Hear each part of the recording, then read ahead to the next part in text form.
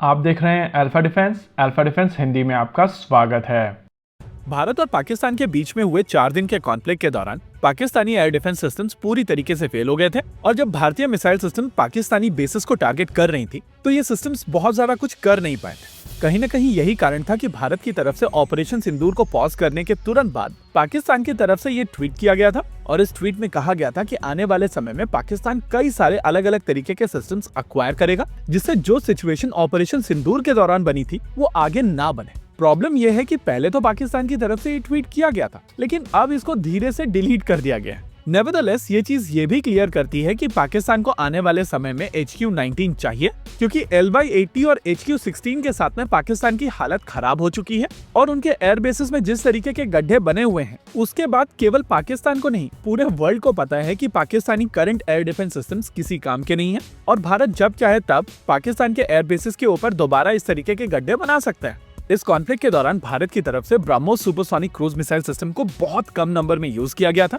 लेकिन अगर दूसरी मिसाइल सिस्टम्स की बात की जाए तो इनका नंबर भी बहुत ज्यादा नहीं था, लेकिन बावजूद उसके पाकिस्तानी एयर डिफेंस सिस्टम्स इनको इंटरसेप्ट नहीं कर पाए थे। ब्रह्मोस के अलावा यहाँ पर स्काल्प, क्रिस्टल मेज, स्पाइस 2000, हैमर, रैम्पेज और रॉक का प्रयोग किया गया था। वहीं पर इनिशियल अटैक के दौरान भारत की तरफ से अपने लॉइटरिंग म्यूनिशंस का भी प्रयोग किया गया था जिसमें पाकिस्तान के कई एयर डिफेंस से लेकर रेडार नेटवर्क पूरी तरीके से ध्वस्त हो गए थे। इसके उलट जब पाकिस्तान की तरफ से भारत के ऊपर अटैक किया गया था तो भारतीय एयर डिफेंस सिस्टम्स ने पाकिस्तान के लगभग सभी ड्रोन्स को मारकर गिरा दिया था और जब बारी आई मिसाइल सिस्टम्स की तो उनको भी इंटरसेप्ट करके ये बता दिया गया था कि पाकिस्तान के पास में यहाँ पर किसी भी तरीके का चांस नहीं है। आज भी पाकिस्तान फोटोशॉप कर करके भारत के एयर बेसिस के ऊपर गड्ढे दिखाने की कोशिश करता है और थोड़ी देर के बाद में इंटरनेशनल सैटेलाइट एक्सपर्ट्स पाकिस्तान के इन बॉट्स को एक्सपोज कर देते हैं। पाकिस्तान के ऊपर किए गए अटैक के दौरान भारत की तरफ से ना ही बहुत ज्यादा नंबर में मिसाइल सिस्टम्स का प्रयोग किया गया था और इनमें से कोई भी मिसाइल सिस्टम भारत की top of the line missile system नहीं थी। हम लोगों को यहाँ पर यह भी समझना पड़ेगा कि ब्रह्मोस के भी बेटर वेरिएंट आ चुके हैं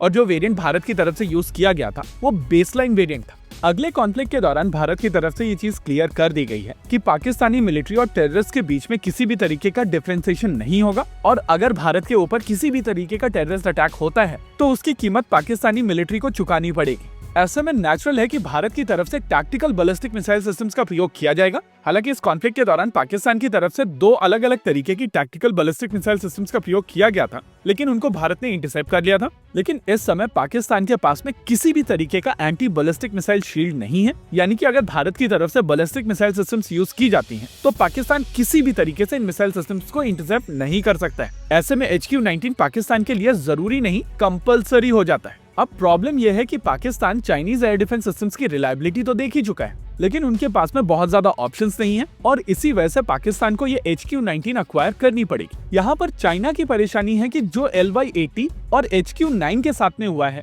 कहीं भारत वो HQ-19 के साथ में ना कर दे और अगर ऐसा होता है तो चाइनीज एयर डिफेंस का हर तरीके का डेटरेंस खत्म हो जाएगा क्योंकि ये चाइनीज टेक्नोलॉजी का पिनेकल है और इससे बेहतर चाइना के पास में इस समय कुछ भी नहीं है। नटशेल में अगर HQ-19 की बात की जाए तो ये चाइनीज एयर डिफेंस सिस्टम है जो medium range ballistic missile systems के खिलाफ बनाया गया है और माना जाता है कि 3000 किलोमीटर तक की रेंज वाली बैलिस्टिक मिसाइल सिस्टम्स के अगेंस्ट ये एक अच्छा सॉल्यूशन है। इस सिस्टम को अगर आप भारत के बैलिस्टिक मिसाइल शील्ड प्रोग्राम के साथ में कंपेयर करेंगे तो आपको समझ में आएगा कि भारत के पास में 2 अलग अलग तरीके के इंटरसेप्टर्स हैं जो एंडो एटमॉस्फेरिक और एक्सो एटमॉस्फेरिक दोनों के लिए ऑप्टिमाइज्ड है। लेकिन इसके उलट चाइना की तरफ से केवल एक ही इंटरसेप्टर बनाया गया है जो एंडो एटमॉस्फेरिक और एक्सो एटमॉस्फेरिक दोनों में काम करेगा और चाइना की तरफ से क्लेम किया जाता है कि ये लगभग 200 किलोमीटर की एल्टीट्यूड पर किसी भी तरीके की बैलिस्टिक मिसाइल सिस्टम को इंटरसेप्ट कर सकता है। पाकिस्तान की तरफ से इस ट्वीट को डिलीट करने के पीछे कहीं न कहीं कारण है कि चाइना किसी एक पॉइंट को लेकर अग्री नहीं करता है और अगर वो पॉइंट HQ-19 है तो ये सिचुएशन पाकिस्तान के लिए एक बहुत बड़ी परेशानी है। होप इस कॉन्टेक्स्ट में चीजें क्लियर हुई होंगी।